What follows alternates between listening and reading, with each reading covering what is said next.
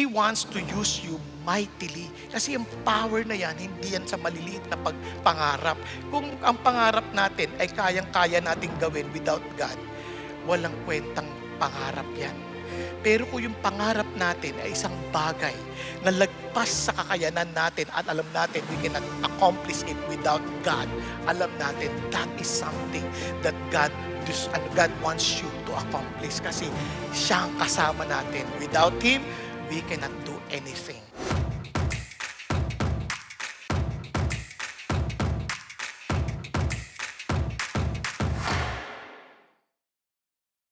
Ang palaking problema sa maraming Christians o magsasabing Christians, marami ho, lalo na ang bansa natin, known as the only Christian country in the Far East, ano ho tayo makadiyos Makadiyos, pero wala tayong takot sa Diyos. Yun ang masakit na katotohanan. Pero huwag kayong mag-alala. Sa kabila ng masasamang balitang sinasabi ko sa inyo, mapalad tayo. Bakit? Nandito ka. Sabi mo sa katabi mo, nandito ka. Oh? Bakit naman? Paano naman ako naging mapalad? Dahil may pag-asa ang ating bayan. Bakit kamo? Because Jesus wants to use you mightily. Amen po? Gusto kanyang gamitin ng matindi. Kaya ikaw at ako, umaasa tayo, ito ang solusyon para sa ating bayan. Now, alam nyo, importante ito. Now, bakit kamo? Now, napansin niyo po ba yung ating kwentong binasa? Yan po ay sikat na kwento dahil alam ng maraming tao about that story. It is about the feeding of the 5,000. And itong kwento na to, sa lahat ng himala na ginawa ng Diyos, ito lang ho yung nakatala sa lahat ng mga Gospels. Ibig sabihin, in all of the Gospels, ito po yung nasulat. And siyempre, sunod sa resurrection. Kung yung resurrection ay kalat sa lahat, kasi po, may sabi ni Paul, there were about 500 who saw Jesus personally, that He rose again from the dead. Doon pa lang, naging kalat na ng usap-usapan. So everybody knew about the story. And up to today. Ngayon, ito pong amazing. Ito namang feeding of the 5,000, bakit nandoon din sa lahat ng Gospels? Kasi hindi nyo rin, practically speaking, hindi malayong kumalat din yan kasi alam na alam yung kwento na yan. Paano ko nalaman? Kasi sabi sa Matthew 14:21, kasi isa yan sa mga bahagi na kung saan pinakita doon yung feeding of the 5,000, sabi niya, there were about 5,000 men who ate besides women and children. So, ilan ang kumain? Di ba? Ang dami. Ibig sabihin, hindi lang 5,000, tinutukay lang sa 5,000, yung mga lalaki lamang. Dito lang sa atin, mas marami ang babae. Tama ba? May mga bata pa. Malalaki ang pamilya ng mga Israelites. Malalaki ang pamilya ng mga panahon na yon. Kasi nga, sa kanila, yaman ang anak Kaya talagang masaya sila pag maraming anak. So, most probably, marami talaga yung dumating. Kaya nga sabi ng mga scholars, maliit na ang 15,000. Kaya maarahil, mas marami pa. So, isipin nyo, kung ganun kadami yung nakakaalam ng kwento, marami, talagang kakalat yan. Kaya hindi mo maitatanggi na may kwento yan sa lahat ng Gospels. Okay ba yun? Tapos hindi lang yun. May mas malalim pang dahilan. Remember, it was inspired by the Holy Spirit for this story to be written in all of the Gospels. Bakit? Kasi ito'y importante sa mga taga-Israelites at importante rin maging sa atin.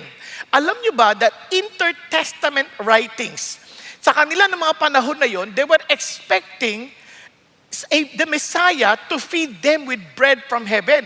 Kaya nakasulat yan doon. Sabi niya, the Messiah will appear and feed them with bread from on high. At dahil nag-expect sila ng katuparan ng pangako ng Diyos na may darating na tagapagligtas, baging sa kanilang, yung time na tinasabing intertestament writing, iyan po yung panahon na, di ba, yung Malakay at Mateo, ang agwat niyan ay about 400 years na may prophetic silence. No? God was not silent because He was speaking to the fulfillment of the prophecies. But at that time, there were no prophets declaring God's messages. Kaya ang tawag nila dyan, prophetic silence. Ngayon, Kaya may silang idea na dating ang Messiah. So here is Jesus Christ, He want to tell them this. Kaya tinan nyo ha, sabi niya when it was already quite late, meron siyang mensaheng gustong ipaabot. Sabi niya, His disciples came to Him and said, this place is desolate and it is already quite late. So, doon pa lang makikita ninyo, if you are the Israelites, at that time, iniisip mo, nasa desolate, nandito tayo sa isang patay at ilang na lugar. Nakuha nyo? And in their history, at kung alam niyo yung Old Testament history, maintindihan ninyo that the children of Israel went through the wilderness, but the Lord fed them with manna. Naalala niyo yun? Okay ba tayo? Di ba? Pero, every time the Lord provides manna, hindi sila pwedeng kumuha ng marami. Konti-konti lang. Kumbaga, eksakto lang dapat. Pag sumobra, uuudin. Di ba? Unlike dito, sobrang dami. They can get as much as they want. Nabasa natin kanina, di ba? They can get as much as they want. Bakit? Kasi Jesus Christ is now telling them, dahil sa gagawin ng Messiah, I want you to experience yung talagang katotohanan ng Diyos. That He is super abounding. Na ito siya, He has a power to give He has a life-giving power. God is telling us, iba yung power ko. Yung power ko is something, may akong ability to do, and it is something beyond your imagination. Now, bakit ko kailangan sabihin yan? Because if this is the power of God, God empowers us, that shape the generation, anong klaseng power yun? Tingnan nyo ha, sabi ni Jesus sa Ephesians, I pray that the eyes of your heart may be enlightened, magliwanag yung mga mata ng inyong puso. Sabi niya, para malaman ninyo ano ang pag-asa ng kanyang panawagan at ang yaman ng kanyang kalwalhatian na ipinamamana sa lahat ng mga inihiwalay ng Diyos para sa kanyang layunin. Ang tawag dyan, saints. At tayo yun. Everyone who claims to be followers of Jesus, they are saints. Kaya hiniwalay sila ng Diyos. Imagine, gusto kong maintindihan yan. Ano daw yun? And what is the surpassing greatness of His power? Kanya naman kanyang pagkakadescribe ng power ng Diyos na, sabi niya, surpassing greatness of His power toward us who believe. Na kanino daw yun? Nasa lahat ng nananampalataya.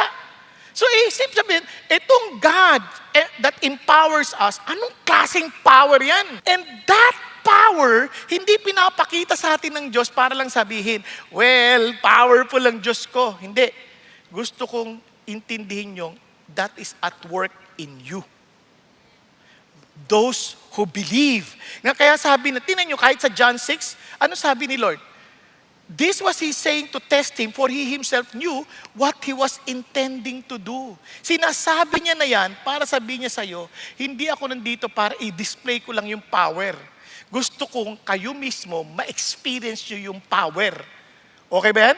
Parang ganito, pagka isang mga awit, ang galing, ang ganda ng boses, nakakabilib, dibang-diba ang dating. Sabi nung diba, hindi ako nandito para magpasikat sa inyo. Gusto ko sabihin sa inyo, I want to sing through you. Yung power, hindi ko to dinidisplay. Parang sabi sa inyo, powerful ako. I want you to know, I want this power for you to experience through you. Okay ba yan? Kaya God wants you, He wants to use you mightily. Kasi yung power na yan, hindi yan sa maliliit na pangarap. Kung ang pangarap natin ay kayang-kaya nating gawin without God, walang kwentang pangarap yan. Pero kung yung pangarap natin ay isang bagay na lagpas sa kakayanan natin at alam natin we cannot accomplish it without God, alam natin that is something that God wants you to accomplish kasi siya ang kasama natin. Without Him, we cannot do anything. So let me repeat, Jesus wants to use you mightily. Paano? You have to trust, give, and watch. Now, anong ibig sabihin na? Simulan natin sa trust. Now, bakit trust? Kung mapapansin nyo sa kwento ng Lord, maliban na dumating tayo sa puntong naintindihan natin, we cannot do it. Hindi kikilos ang Diyos. Kasi, kumbaga, we need to transfer our self-trust to Him. Nakuha natin. Tingnan nyo po. Punta tayo dito sandali, no? Para lalo nating ma-appreciate. Sa Mark muna tayo kasi nabasa naman natin yung John. The people saw them going, and many recognized them and ran there together on foot from all the cities and got there ahead of them. And sabi niya, and when Jesus went ashore, he saw a large crowd. Sabi niya, and he felt compassion for them because they were like sheep without a shepherd. And he began to teach them many things. Now, ano napansin ni Jesus? These people are like sheep without a shepherd. No one is leading them. Di ba talagang kung ang tupa walang leader, walang pupuntahan yan, walang saysay yan, hindi yan lalago the way ng mga tupa na mayroong shepherd. Kaya nga to us, being called to lead, they need someone to tell them. Ito yung, kasi tayo hinirang ng Diyos dito sa lupa na parang tayo yung katawan So He wants us to lead them, to shepherd them, because Jesus is the ultimate shepherd. Are you following? Ngayon, ito po nangyari, tingnan nyo And when it was already quite late, the disciples came to Him and said, this place is desolate and it is already quite late. Sabi niya, and send them away so that they may go into the surrounding countryside, villages, and buy themselves something to eat. Ano napansin niyo? These people, kita na nila yung mga tao nasa desolate na lugar, late na. Ang gusto nila, practical na paraan. Pauwiin na yan. O kaya pabilihin mo na sa ibang syudad yan. Huwag na natin yung problemahin. Kahit na ang kawawa yung mga tao doon, that they were like sheep without a shepherd, okay lang. Hayaan mo na sila. Huwag tayong makialam sa buhay nila. Minsan, kita na natin problema ng mga tao dito. Hayaan mo na yan. Huwag natin pakialaman yan. Marami rin tayong problema. Pero tingnan nyo si Jesus, ibang-iba. Ano sabi ni Jesus? But He answered them, you give them something to eat. Ano ba? Hindi kayo ganyan. Since you are my disciples, you're not supposed to just let these people go without even doing something for them. Sabi niya, give them something to eat. And they said to Him, shall we go and spend 200 denarii on bread and give them something to eat? Aba, sumasagot-sagot pa. Di ba? Sabi niya, ano Lord? Magyagaso tayo ng 120,000 pesos para pakainin lang mga ito? Saan tayo kukuha niyan? Sabi niya, and He said to him, how many loaves do you have? Ilan bang loaves ng tinapay meron tayo? Sabi niya, hindi sila nakaimik. Wala dyan, pero iniisip ko lang. Sabi niya, go look! Sabi niya, tingnan ninyo, hanapin ninyo. Ang tasa ng boses si Jesus, go look! Exclamation point. And when they found out, they said, 5 and 2 fish. Tapos tingnan nyo naman, pati sa John, ganun din na sinabi ni Lord.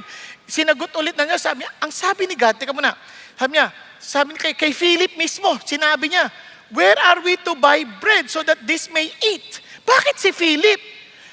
Kasi si Philip, taga doon, taga Bethsaida. Di ba nararapat lang? Tuloy tayo, sabi niya, teka, sabi niya, para makakain, sabi niya, saan tayo bibili? Ano kagad tinanong ni Jesus. But look at what Jesus was trying to say. He was saying to test Him. For He Himself knew what He was intending to do. Anong heart ni Jesus? Teka. This is a moment to teach si Philip. Kasi alam nyo, walang pangyayari sa buhay na hindi alam ng Diyos. Tama? Ngayon, gusto niyang maintindihan natin, kanino ba talaga tayo nagtitiwala? Kung naniniwala kang Diyos ay mapagmahal, walang bagay na nangyayari na ikasisira natin dahil mahal niya tayo. Tama ba? Tama ba? Okay. So, bakit ka nag-aalala? Ngayon, itong si Philip, ang isip niya, teka, saan kami kukuha ng tinapay? Kasi hindi niya kilala talaga si Jesus. Tingnan niyo lang, nakalimutan niya na ba yung mga himalang ginawa ni Jesus in the past? Na mismo siya naka-witness? Nakalimutan niya na ba na dito lang sa pangyayaring ito, nung maaga-aga ng kaunti, pinagaling ni Lord ang mga may sakit? He healed their sick. Remember? Ano yun? Nakalimutan mo na ba that your God is able to do beyond what you can think or what you ask or think or even imagine? Have you forgotten? Parang walang naaalala tong si Philip. Philip is a very reflection of most followers of Jesus. And even with the disciples na kasama niya. Kaya siya ang tinanong kasi siya yung medyo maboka eh. Now, tinan niyo, makikita niyo kung bakit. Tinan niyo ha, sa John 14, lumipas na yung mga panahon na malapit na mamatay si Jesus sa cross. Ano sabi niya? Philip said to him, Lord, show us the Father, and it is enough for us. Jesus said to him, have I been so long with you, and yet you have not come to know me, Philip? Sabi niya, he who has seen me has seen the Father. How can you say, show us the Father? Alam niyo, minsan, kaya hindi tayo nagtitiwala sa Diyos, hindi talaga natin pinapansin yung mga ginagawa niya sa atin eh. Di ba marami sa atin, paano, Lord, binigyan kang trabaho, nagpasalamat ka sa Lord. Nung natanggal ka sa trabaho, tanggal ako sa trabaho, paano ng buhay namin? Paano ng mga anak namin? Sino nang bigay sa iyo ng trabaho in the first place? Nakuha po? Ang dali nating makalimot. Pag may problema na, ang dali nating makalimot. Parang, ano nang gagawin? Kasi hindi natin naiisip, sino ba talaga si Jesus sa atin? Sabi niya, ang tagal na nating magkasama, hindi mo pa talaga ako kilala. Tapos ito pang dinugtong ni Jesus, amazing. Sabi niya, truly, truly I say to you, he who believes in me, the works that I do, he will do also. And greater works than this, he will do because I go to the Father. No, ano sabi niya? He who believes, he who trusts in me, mas higit pang magagawa mo. Kasi yung power available sa'yo. If you do trust Jesus, you can do more. And sabi niya, kasi faith, sabi nga ni Corrie ten Boom, sees the invisible, believes the incredible, and receives the impossible. Yun ang totoong trust sa Diyos. Alam niyo ang galing ng Diyos, bakit kamo? Sabi niya, whatever you ask, tinuloy niya pa eh, in my name, that will I do, so that the Father may be glorified in the Son. Ano sabi ni Jesus? You ask in my name. You want to be fruitful? You want to do my work because I told you? Then go. Trust in me. You pray. Use my name and I will do it. And my Father will be glorified. Tingnan niyo pa sabi niya, if you ask me anything in my name, sabi niya, I will do it. Kaya naman, etong sabi ni Lord, for this is the love of God, that we keep His commandments, and His commandments are not burdensome. Alam nyo, if we trust God, look at this. Nung anniversary, remember, we were challenged by Pastor Peter. Actually, he gave us the vision coming from the heart of God that we are to reach for 5 million people. 5 million. Yung iba, hindi natin kaya yan, dami. Tapos iba naman, puro na lang, bilang. Ang hirap sa inyo, puro kayo numero. Hindi. Paano malalaman na nagagampanan natin yung sinabi ni Lord, make disciples of all nations, kung di natin bibilangin? Diba? Kung alam na natin kung anong nasakop na natin. Kasi susunod tayo sa gusto ng Diyos, tama ba? Now, anong sasabihin? Kukunti lang tayo. Now, listen to this. Ang liit ng 5 million. Alam niyo bakit maliit? 120 million ng Pilipinas. By the time, after ng 5 years, baka 130 million na yung Pilipino. O, paano na yon? Yung 5 million na huli natin, nadagdagan pa ng 10 million. O, di talo tayo. And we expect that there would be a change in this country? Hindi mangyayari yun. Kaya nga, we need to trust God that He will provide everything we need to reach out the whole nation. Amen? Kailangan, Lord, hindi ko to kaya, pero kaya mo. Kaya hindi naman sinabi ng Lord, ikaw lang gagawa mag-isa eh. Sa'yo lang isa, 2, 3. Pero gawin mo kung ano pinagagawa. Just trust the Lord. Naintindihan po? Dahil walang imposible sa Diyos. Kaya ano sabi ng Lord? It is not burdensome. But do you really love God? Do you really have that love of God that you care for these people, that you will do everything possible by the grace of God to reach out to them? Kaya nga, Jesus wants to use you mightily. Hindi mo lang alam kung gaano kalawak ang gustong abutin ng Diyos para sa'yo at kasama ka. Amen? Kaya you have to trust, now you have to give. Ano yung give? Balik tayo sa kwento. Sabi niya, one of his disciples, Andrew, Simon Peter's brothers, said to him. For some reason, binanggit din ni John si Andrew, Simon Peter's brother. Siguro si Andrew kasi talagang mapalayaya. Siya po yung nagpakilala kay Peter, kay Jesus. No? Siya po yun. Ngayon, kasi di ba naalala niyo, sabi niya, go, look. Sabi niya, maghanap kayo. Kasi wala silang tinapay, wala silang isda eh. Sabi niya, umanap kayo. Siguro si Peter, si Andrew, mga disciples, nagtatanong, meron ba kayo may dala dyan? Meron ba may dala dyan? May dala dyan? Wala, except for a kid. Kaya sabi niya gano'n, tinan niyo, there is a lad here who has 5 barley loaves and 2 fish. But what are this for so many people? Ganon din si Andrew, ang tingin niya, hindi, wala naman itong kwenta. Bakit? Isipin niyo, unang-una, barley loaves. Ang barley loaves, yan po ay pagkain na mahihirap. Hindi yan yung matitinding loaves of bread. Hindi. Barley loaves. At 2 fish. Ang yung lad pa, maliit lang na bata yan. Parang, kasi sinasama din nila yan para makinig sa mga turo ng mga religious, mga gatherings eh. Kaya naman, itong batang to, para magkaroon lang kayo ng idea, ganito itsura, ang liit-liit, siguro mga 7 to 12 years old according to the scholars, pero sa totoo lang, walang nakatitiyak kung gaano yung edad. Kasi wala naman sinabi. Pero imagine yung liit na yan, ano naman magagawa niyan? Tapos ganyan lang yung basket, malaki pa nga yan eh. Now, tingnan niyo po, anong klaseng tinapay?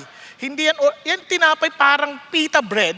Hindi ba kitang tawag niya, biscuit eh, sa panahon natin. Biscuit, tapos, yung isda, tinan niyo naman, malaki lang sa picture. Kasi siyempre, ang laki ng LED natin, di ba? Pero sa totoo, ang liit lang yan. Kasi bata lang yan eh. Paano naman makakakain lahat? Now, tinan po ito na maganda.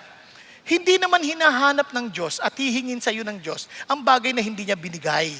At hindi siya hihingi beyond what you are able. Are you following? Hindi niya hihingi kasi ang Diyos, alam niya kung ano binigay niya sa iyo. Hahanapin niya lang sa atin, ano yung binigay niya sa atin. Tama? Now, itong amazing part. Kahit ano pang tingin natin sa sarili natin, tingnan nyo how God will work. Hindi siya naghanap ng malalaking bagay. Yung maliit na bagay na yan, kaya niyang paramihin yan at gagamitin niya. Nakita naman natin. Pero tingnan nyo po, kahit sa Old Testament, may ganyang sitwasyon. When God saw the condition of the Israelites, sabi niya, nakita ko yung iyak, narinig ko yung iyak nila, nakita ko yung kapighatian nila, and I want to save them. Tinawag niya si Moses. Tingnan niyo po, si Moses, hindi ako marunong magsalita. Hindi ko kaya yan. Hindi, ang dami niyang excuses. Until ano sinabi ng Lord? Sabi niya, the Lord said to him, what is that in your hand? Yun lang hinanap niya. Sabi niya, staff. Yun lang, hindi ko kailangan ng marami. Staff mo lang. Are you willing to give that staff? At first, parang, wow, staff lang pala eh. Pero alam niyo, na-appreciate ko, nung sinabi ni Rick Warren to in one of his preachings, ito sabi niya, ano ba yung staff? Sabi niya, staff is the identity of Moses. Bakit? Moses, a shepherd by trade, di ba? Pastor siya eh. Held a staff that signified his past and his profession. God's command to cast it down was an invitation to surrender his identity to the divine's will. As Christians, leaders, are we prepared to lay our titles at the feet of God, embracing our true identity found in Him? Hindi na yung, ano lang ako ordinaryong tao lang ako. Hindi naman yung ikaw, ordinaryong tao. Yung identity mo na anak ka na ni Jesus. Anak ka ng Diyos. Nakuha po, ako naman, hindi ko naman magagawin. Paano ko CEO ko eh. Hindi naman, ano ngayon? Ilatag mo yan sa paanan ng Diyos. And you will see how God will use your position, your title, your identity to advance His kingdom. Naunawaan po? Kaya hindi na issue yun. Tingnan niyo po. Ayan, our income. Sabi niya, Moses' staff was also symbol of his wealth. Bakit? Kasi nga, as prosperity in those times was often counted in livestock. Kasi yung yaman sila, ilan ang tupa mo, ilan ang baka mo, ganun ang bilangan. By surrendering his staff, Moses demonstrated unwavering faith in God's provision. Lord, ikaw na magpo-provide sa akin. And to many people, hindi sila makapag-minister kasi they're always thinking about their job. Wala ako, paano yung trabaho namin? Ano kikitain namin? Di ba? Sa totoo lang, kung isipin mo, sino ba talaga magpo-provide sa atin? Kaya sabi ng Bible, seek first His kingdom and His righteousness and all these things shall be added unto you. Ganun din ang challenge sa akin ng Lord. Kasi maganda naman buhay ko eh. Tapos may negosyo ko, accountant ako. Tapos bigla sasabihin niya sa akin, maglingkod ka sa akin. Lord, ano mapapala ako dyan? Di ba? Sino magpapakain sa'yo? Sino nagpo-provide sa'yo? Napalunok. Nung sumunod ako sa Lord, alam niyo, sa awa ng Diyos, ang laki ng tinaba ko. The Lord never failed providing. Naintindihan niyo po? Kaya dapat ilagay natin doon, kaya isuko natin yun sa Diyos. And look at this, yung staff na yun, influence. A staff directed the sheep, mirroring Moses' influence over his flock. Upon relinquishing his staff, Moses surrendered his control, allowing God to steer his path. Lord, kayo na po, mag-direct ng buhay ko. Kung saan niyo ako dadalhin, kung saan niyo ako gagamitin, kayo hong bahala sa akin. Kaya gusto ko yung mga kwento ng mga bata that they surrendered their lives to Jesus and God directed their path. Kaya napaka-importante nun. Ito bang buhay na to? Kanino ba talaga to? And look at this. And sabi natin, hindi ako marunong, hindi ako qualified. No. Ganda na sinabi ni Warren. Sabi niya, God doesn't call the qualified. He qualifies the called. Amen po? You may think that wala akong bahagi diyan. Mahina ako. Hindi. God Himself will qualify you. And finally, we are to watch. What to watch? Ano pinapapanood sa atin ni Lord? Tingnan ninyo ang nangganap. Jesus said, "Have the people sit down." Now there was much grass in the place, so the men sat down in numbers about 5,000. Just then took the loaves, and having given thanks, He distributed to those who were seated. Likewise also of the fish as much as they wanted. Look at them. Kuha sila as much as they wanted. Ikaw yung nagdi-distribute. Dumami! Grabe! Kanina ala! Nakikita nila how the Lord, di ba? Parang, wow! Biro mo yung saya mo, nakita mo, dumadami yung tinapay, hindi na uubos, yung isda, hindi na uubos. My God, ito! Parang, ikaw mismo, nakikita mo yung kamay ng Diyos sa mga pangyayari. Napansin nyo, sa maraming tao, hindi nila napapansin ang kamay ng Diyos sa kanilang mabuhay.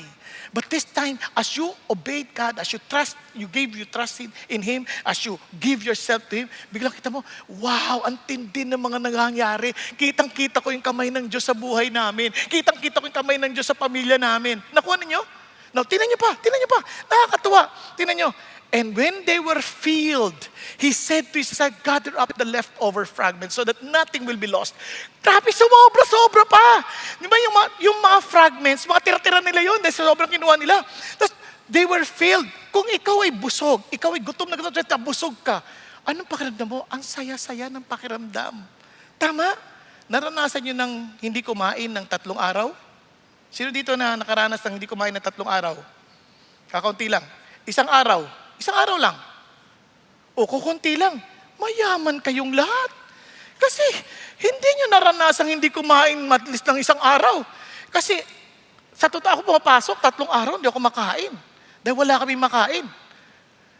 Naranasan ko 2 linggo, walang kainan. Kaya ngayon, kain ako ng kain. Now, what I'm trying to say is this. Pag nakakain ka, 3 araw lang na hindi ka kumain, kahit anong lasa niyan, ang sarap man. Eto, maghapon, gutom eh. Nung pinakain, kahit ang tinapay yan, parang Jollibee. Diba? Sarap. Naintindihan niyo po? Parang ayaw niyo ng Jollibee. McDo, gusto niyo? So what I'm saying, kahit pag nag-fasting kayo, kahit anong lasa niya, super sarap din. Yan ang eksaktong saya nila. And can you imagine, with all your work, with all the things that God did with you, biglang, wow, ang saya mo bigla. Napalaya ito sa buhay, naayos ang buhay niya. Ang saya. Mag-asawa, maghihiwalay na naayos. Thank you, Lord. Di ba ang saya? Hindi naman tayo kailangan ng Diyos eh. Sa ito lang, He can accomplish it with or without us. But He chose to use you, to use me, to use us mightily.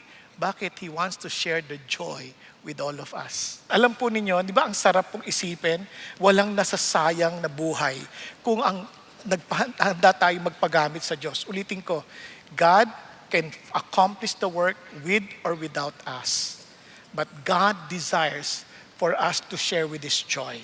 Kaya hindi niya tayo pipilitin, kundi tayo po ang handang dapat tumugon sa kanyang pangailangan. And look at what happened. After eating, look at what happened to the people. And when the people saw the sign which he had performed, they said, "This is truly the prophet who is to come into the world." Kasi the Deuteronomy 18 pa lang, Moses was telling them that the prophet is coming and you have to wait for him. And this time they saw with their eyes the prophet that was promised in the Old Testament. Alam niyo, marahaba yung kwento, but Jesus was saying and introduced himself to be the bread of life that came from heaven to feed them, to give them life. Amen? Now, let me just end with this story. Kung kilala niyo po, meron pong isang dalawang lalaki. They attended a tent revival during that time sa Amerika. At ang speaker ay si Mordecai Ham. Siya po isang kilalang evangelist sa mga tolda. At nung pumunta ho sila, itong dalawang medyo bubugoy-bugoy na bata, nandun sila mga teenager, parang gusto, makikiosisyo. Ang tawag dito mga osisyoso. Mga ganun. Gusto lang makiosisyoso, parang ganyan. Tapos, nung papasok sila, walang maupuan. Pero ang nakakatawa, meron pong usher na nakapansin sa kanila. Ang ginawa niya, kinuha niya. Sabi niya, huwag kayong umalis. Nagpakilala siya, tapos hinatid siya. Sabi niya, dito kayo. Hinapan sila ng upuan. Talaga siya nagtyaga, nagana, at hinatid sila doon. At nung nakikinig na sila, yung dalawang batang yon tumanggap kay Jesus Christ nung gabing yon. At alam niyo po kung sino sila? Sila po ay si Billy Graham at ang kanyang supporter na si Gertie. Now, ito po ang napakagandang pangyayari. Isipin ninyo, si Billy Graham, God used him mightily. But nobody knew about the usher. Sa mata ng Diyos, that guy faithfully accomplished his calling to God. Amen po? Hindi na issue kung kilala tayo. Hindi na issue yung malaman sino sila. Ang mahalaga, God wants to use you mightily. At yung sukat ng mighty na yun, hindi mo malalaman kasi si God lang nakakaalam. But in heaven, you will see. And everybody will say, "Wow! Yun pala ginawa mo. Wow!" It's beyond measure. Kaya ho, ang hamon ng Diyos sa atin, ulitin ko lang, remind yourself, Jesus wants to use you mightily, but you have to trust, give, and watch. Tayo pong lahat ay yumuko at pumikit sandali. Panginoong Diyos, maraming salamat po sa araw na ito. Thank you, Lord God, for reminding us of your great power. Thank you, Lord. At habang lahat ay nakayuko at nakapikit, kapatid, mahirap maunawaan na tayo gagamitin ng Diyos ng dakila kung hindi tayo bahagi ni Jesus Christ. The power, the superpower that God has imparted to His people ay hindi rin mapapasayo kung hindi ka pa kay Jesus. Kaya bago mo ibigay ang mga bagay-bagay, tiyakin mo muna, talaga bang si Jesus ang Panginoon ng buhay mo? Talaga bang kinikilala mo na siya ang namatay sa krus ng Kalbaryo para bayaran ng iyong kasalanan at hindi mo to kayang gawin sa sarili mong paraan na iligtas ang iyong sarili? At purihin ng Diyos na si Jesus ay hindi na natiling patay, siya'y nabuhay magmuli. Kapatid, kung hindi mo pa tinatanggap si Jesus at wala pa yung kapangyarihan ng Diyos sa iyo, ba't di ka magpakumbabang sabihin, "Lord, inaamin kong wala pa ho yung kapangyarihan. Kaya naman, lumalapit ako sa inyo, tinatanggap ko kayo, Panginoong Hesus, bilang aking Panginoon na tagapagligtas. Tinatanggap ko na tanging kayo lamang ang kabayaran sa aking kasalanan. At salamat na kayo nabuhay magmuli para tiyakin na bayad na ang utang ko. At ako ngayon ay may bago ng buhay sa inyo. Kaya naman gusto ko pong mabuhay ayon sa inyong disenyo." Yun po ang maging panalangin nyo. Kung kayo po yun, be humble enough to admit it before God. Itaas mo yung kamay sa Panginoon Diyos. Thank you, Lord. Thank you. Yes, wag ka mahiya. Yes, yes, hallelujah. Yes, hallelujah. Thank you, Jesus. Hallelujah. Thank you. Maging po sa mga nasa online, if you want to offer your life to Jesus, sabi mo, natanggap kita, Panginoon Jesus, gawin mo. Thank you, Jesus. At sa mga nagtaas ng kamay, will you please pray this prayer? Lord Jesus, I accept you as my Lord and my Savior. Thank you for dying on the cross for my sin. Thank you that you did not remain dead, but you rose again from the dead. And thank you, Lord, that you're giving me a new life. And you promised the power of your Holy Spirit to be upon me. So, Lord, I accept such, Father, gift. And thank you, Lord, that hindi lang po ninyo ako niligtas, binibigyan niyo pa akong bagong buhay. Thank you, Jesus. At tulungan niyo akong mabuhay ayon sa iyong kalooban. Thank you, God. Thank you, God. At para sa bawat isa naman ngayon, nais ko po kayong hamunin. The Lord wants to use you. Are you willing to trust Him? Are you willing to give your life to Him? Are you willing to be watchful with Him, to see the lives being changed by God? Handa mo bang gawin yon? Kaya naman kapatid, if you want to be used by God mightily, I want to pray for you. Tumayo ka from where you are. Lord, gusto ko pong magamit niyo pa ako. Sige, tayo ho tayo. Huwag ho tayong mahiya. I'll pray for you. Thank you, Jesus. Thank you, Lord. Hallelujah. Thank you, Father God. Panginoon, sa lahat ng mga kapatid kong tumatayo ngayon, thank you, Lord, for your love. Thank you, Lord, for your desire for us to share with your joy. Kaya naman nais nyo kaming gamitin beyond our imagination. Thank you, God Almighty. Kaya naman, we place our trust in you and we give you back our lives. Whatever we have that you can use, Father God, for us to be used mightily, Lord, we give to you. Help us to be always open, Father God, to follow you and for us to watch where you are to lead us, Father in heaven, and see the lives transformed, and indeed rejoice with them, with the heavenly angels. For every soul we see saved, O God. Kaya naman, thank you, Lord. Thank you, Lord, sa privilege na binibigay sa amin. Kaya may you bless your people, Father. Provide them their needs. Provide them everything they need, Father God, to accomplish the work that you want all of us, Father God, to fulfill. Panginoon, kayo mag-ingat sa bawat pamilya namin. Kayo, Panginoon, ang tumulong sa amin na maging buhay na patotoo para sa kalwalhatian ninyo. Na hindi lang kami taong na maka-Diyos, kundi taong totoong may takot sa inyo, aming Ama. Yung takot na may paggalang, takot na may pagmamahal, takot na may pagbibigay kalwalhatian sa iyo. Salamat po, Panginoon Diyos, kahit nagkakaisa kami, Panginoon, na awitin sa inyong, ito ang aming buhay, a living sacrifice. Use this for your glory. Thank you, God. In Jesus' name we pray. Amen at amen.